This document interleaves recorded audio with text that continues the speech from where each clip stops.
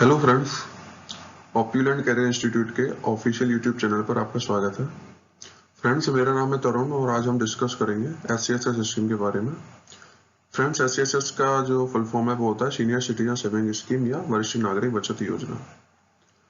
Friends, आप जानते ही हो कि रिटायरमेंट के बाद जो इनकम के सोर्सेज हैं वो लिमिटेड हो जाते हैं और जो रेगुलर इनकम हमें रिटायरमेंट से पहले मिल रही होती है वो भी रिटायरमेंट के बाद मिलना बंद हो जाती है या फिर कम हो जाती है। दूसरा फ्रेंड्स, जो रिस्क लेने की कैपेसिटी है वो भी हमारी पहले जैसी नहीं रहती, रिटायरमेंट के बाद वो भी कम हो जाती है। फ्रेंड्स, रिटायरमेंट के बाद या फिर कहें तो 60 साल के बाद एक अच्छी लाइफ जीने के लिए जरूरी है कि हमारे पास एक रेगुलर इनकम हो। तो फ्रेंड्स, आज हम एक ऐसी ही स्कीम के बारे में बात करेंगे जो सिर्फ सीनियर सिटीजन्स के लिए ही है, यानी जो व्यक्ति 60 साल से ज्यादा उम्र के हैं या जिन्होंने 55 साल की उम्र में VRS ले लिया है या जो व्यक्ति डिफेंस से हैं और 50 साल के बाद रिटायर हुए हैं, वो सभी इस स्कीम में अपना अकाउंट ओपन करवा सकते हैं। फ्रेंड्स, हम बात कर रहे हैं सीनियर सिटीजन सेविंग स्कीम की।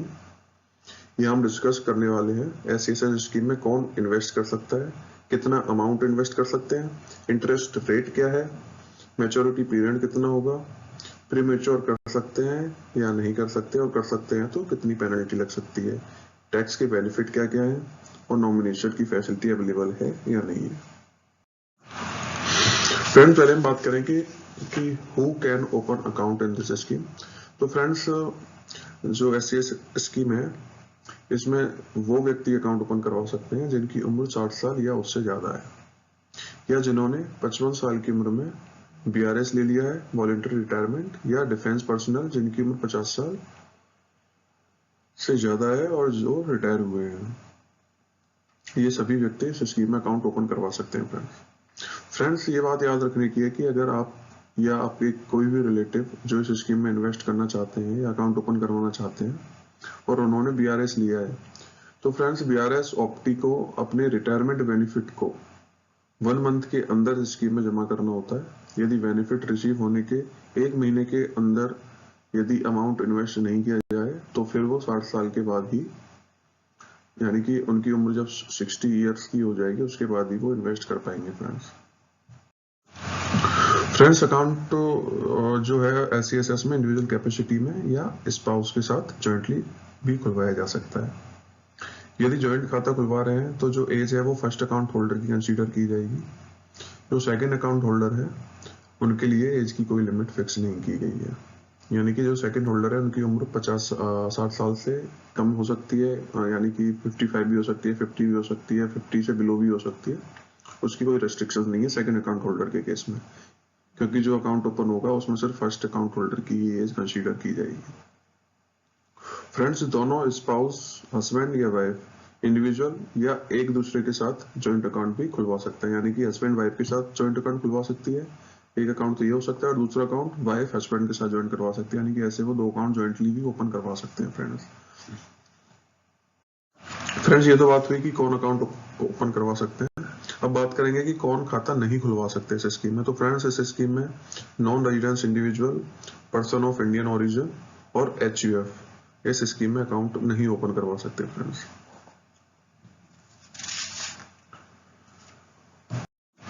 फ्रेंड्स, इस स्कीम में मिनिमम 1000 रुपए जमा करके ये खाता खुलवाया जा सकता है और मैक्सिमम इस स्कीम में 15 लाख रुपए इन्वेस्ट कर सकते हैं। एक अकाउंट के अंदर एक बार में फ्रेंड्स एक ही डिपॉजिट किया जा सकता है, मतलब कि मान के चलिए आपको इस स्कीम में 15 लाख रुपए इन्वेस्ट करने हैं और आप फर्स्ट डे आते हैं बैंक में और अकाउंट ओपन करवाने के लिए और आपके पास 1 लाख रुपीज है, या फिर मान के चलिए 50,000 है या 10,000 या 1,000 है, तो उस टाइम आपको बैंक द्वारा अकाउंट, बैंक या पोस्ट ऑफिस द्वारा अकाउंट ओपन कर दिया जाएगा SCSS में। मान चलिए आप 10,000 रुपीज लेके आए तो आप 10,000 से आपका अकाउंट ओपन हो जाएगा। फर्दर आप दोबारा जब उस स्कीम में पैसे डिपॉजिट करने के लिए आएंगे तो फ्रेंड्स वो उस अकाउंट में डिपॉजिट ना होकर दूसरा अकाउंट आपको ओपन किया जाएगा SCSS स्कीम में।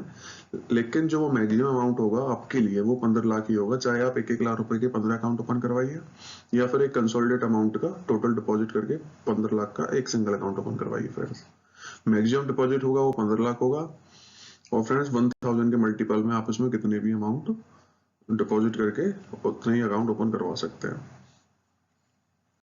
फ्रेंड्स, अभी हमने रिटायरमेंट बेनिफिट की बात की थी, तो थोड़ा जान लेते हैं कि रिटायरमेंट बेनिफिट के अंदर क्या क्या इंक्लूड है। तो फ्रेंड्स, रिटायरमेंट बेनिफिट वो होते हैं जो रिटायरमेंट के बाद रिटायरी पर्सन या एम्प्लॉय को दिए जाते हैं, जैसे पीएफ ड्यूज है, ग्रेच्युटी है, commuted value of pension, PL investment है, या एक्स ग्रेटिया पेमेंट है। ये सारी चीजें रिटायरमेंट बेनिफिट के अंदर आती है। फ्रेंड्स, इस स्कीम में हम कैश के थ्रू, चेक या डीडी के थ्रू, या फिर इलेक्ट्रॉनिक मीन्स के थ्रू पैसा डिपॉजिट कर सकते हैं। इलेक्ट्रॉनिक मीन्स में आप जानते हैं नेट बैंकिंग, मोबाइल बैंकिंग, यानी कि जो भी ऑनलाइन चैनल है, अल्टरनेट डिलीवरी चैनल है, उनके थ्रू हम इसमें अमाउंट डिपॉजिट कर सकते हैं। फ्रेंड्स, बाकी स्कीम की तरह इस स्कीम में भी नॉमिनेशन की फैसिलिटी अवेलेबल है। इस स्कीम में ज्वाइंट खाते में भी नॉमिनेशन किया जा सकता है। फ्रेंड्स, ज्वाइंट खाते के केस में जो ज्वाइंट होल्डर है वह पहले खाते की राशि लेने का अधिकार रखता है, यानी कि जो फर्स्ट जो क्लेम मिलेगा वो ज्वाइंट होल्डर को मिलेगा, उसके बाद नॉमिनी का रोल आता है। फ्रेंड्स, यानी कि दोनों जो अकाउंट होल्डर्स हैं उनकी डेथ होने के बाद ही नॉमिनी को क्लेम मिलता है। अगर किसी एक अकाउंट होल्डर की डेथ हुई है और सेकंड अकाउंट होल्डर अभी जीवित है, तो वो क्लेम सेकंड अकाउंट होल्डर को ही मिलेगा। फ्रेंड्स, यदि ज्वाइंट अकाउंट है या नॉमिनी स्पाउस है, तो वो इस खाते की मैच्योरिटी तक इस खाते को ऑपरेट कर सकते हैं, कंटिन्यू कर सकते हैं।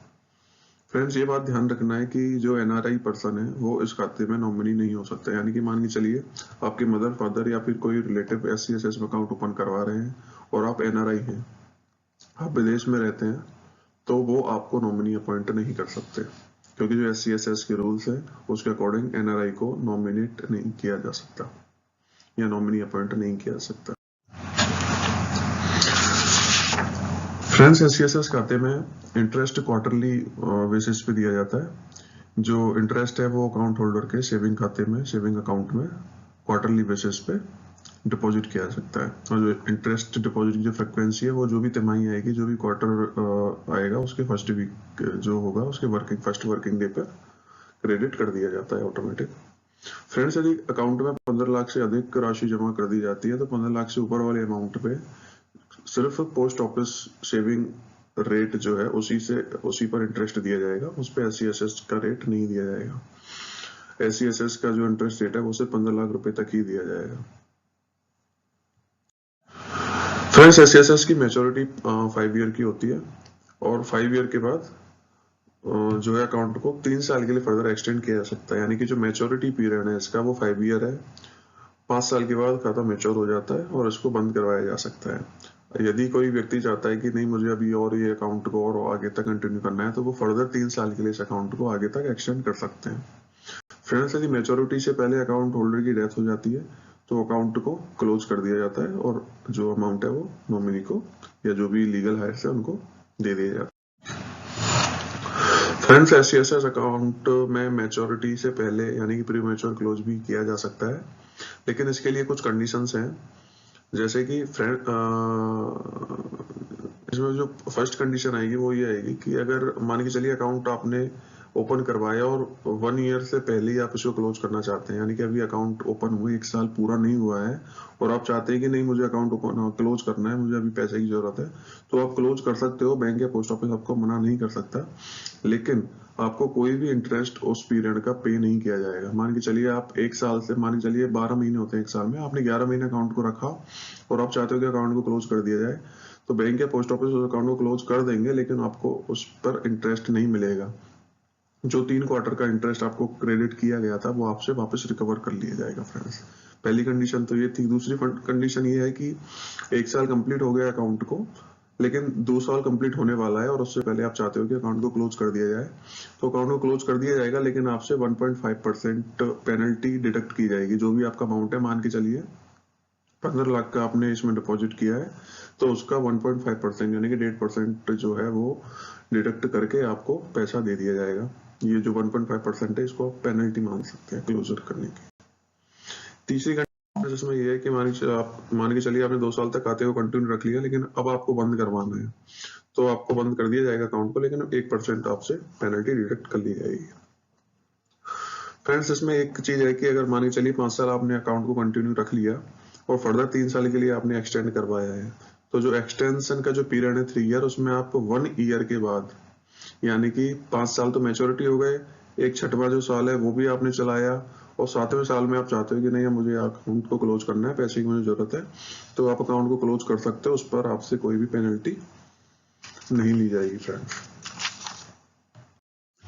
फ्रेंड्स एसएस अकाउंट में एक्सटेंशन केवल एक ही बार लिया जा सकता है 3 साल के लिए, इसमें दोबारा एक्सटेंशन नहीं मिलता, यानी कि आप 8 ईयर तक अकाउंट को चला सकते हो। 5 साल तो पहले की मैच्योरिटी हो गई, उसके बाद 3 साल के लिए और आप इसको एक बार एक्सटेंड कर सकते हो। फ्रेंड मैच्योरिटी के बाद 1 साल जो है के भीतर एक्सटेंशन लेना होता है। यदि आपने 1 साल के भीतर एक्सटेंशन के लिए रिक्वेस्ट नहीं किया बैंक में, तो फिर उसको अकाउंट को एक्सटेंड नहीं किया सकता, आपको वो अकाउंट क्लोज करवाना पड़ेगा फ्रेंड जो लास्ट बात सभी को जो रहता है कि इसमें टैक्स की छूट मिलेगी या नहीं मिलेगी, तो फ्रेंड्स इसमें भी 80C वाला क्लाउज है, वही सेक्शन 80C के अंदर आपको इसमें 1.5 लाख रुपए तक की रिबेट मिलती है 1 साल के अंदर। जिस फाइनेंशियल ईयर में आप एससीएसएस में अकाउंट में जो पैसा डिपॉजिट करोगे उस पर आपको 1.5 लाख रुपए तक की इनकम टैक्स में छूट मिलती है फ्रेंड्स अगर आपको वीडियो अच्छा लगा हो तो प्लीज लाइक करें, सब्सक्राइब करें, और अगर कोई इससे रिगार्डिंग कोई भी आपका क्वेश्चन है तो आप मुझे कमेंट बॉक्स में कमेंट कर सकते हैं, मैं उसका आपको आंसर या तो वीडियो पे अवेलेबल करवा दूंगा या नेक्स्ट वीडियो पे, या फिर आपको कमेंट में उसका आंसर मिल जाएगा फ्रेंड्स। और भी फ्रेंड्स एक रिक्वेस्ट और है, अगर आपको कोई भी किसी भी टॉपिक गवर्नमेंट स्कीम से लेके इन्वेस्टमेंट से रिलेटेड कोई भी अगर आपको टॉपिक आपका हो तो आप प्लीज मुझे कमेंट बॉक्स में बताइए, मैं आपको उसके ऊपर वीडियो लाके दूंगा। Thank you.